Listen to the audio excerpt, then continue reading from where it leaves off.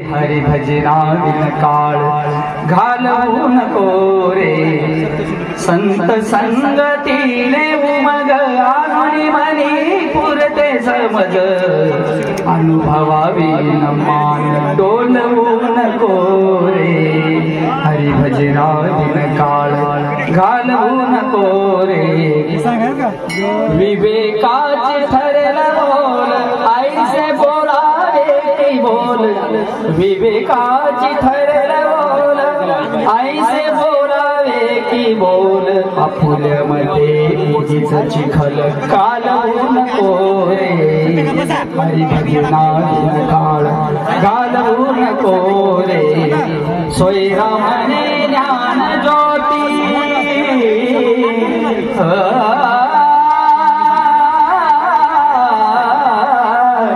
सोयरामने ज्ञान ज्योती, तेथे कैची दिवस राती, अनुभवावे न नेत्रपाती हालवू नको रे, हरि भजना बिन काळ घालवू नको,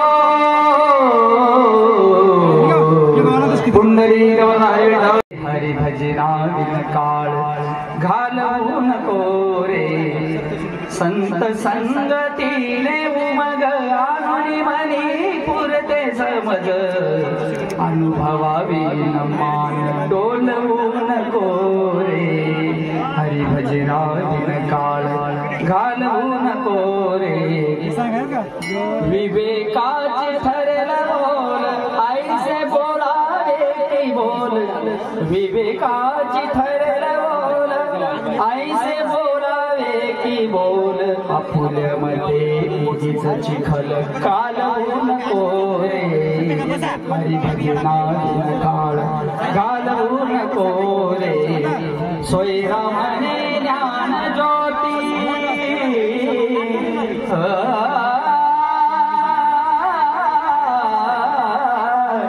सोयरामने ज्ञान ज्योती, तेथे कैची दिवस राती, अनुभवावे न नेत्रपाती हालवू नको रे, हरि भजना बिन काळ घालवू नको, पुंडलिक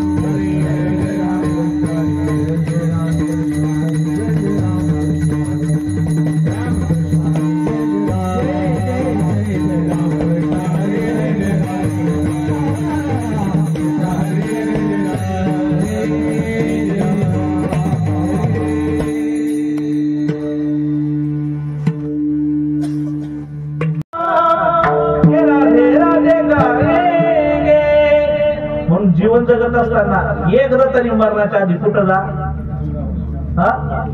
ही लोक मरणाच्या आधी कुठं जातात बरं? ही लोक येत आहेत तुमच्या लक्षात? नाही येत आहे म्हणू का मग आता? नाही. ही लोक जसं हजला जातात तशी आपली लोक एकदा तरी पंढरपुरावर एकदा तरी वृंदावनला गेली पाहिजे. आणि मरणाच्या आधी जा, आपला देव आहे तो आपल्या लोकांना दाखवा.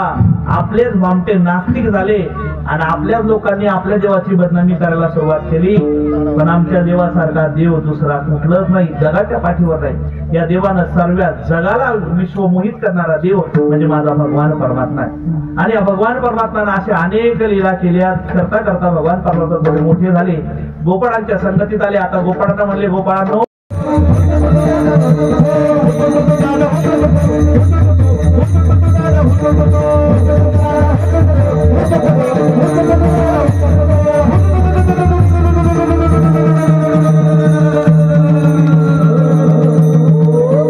हा खेळ सुद्धा संपला.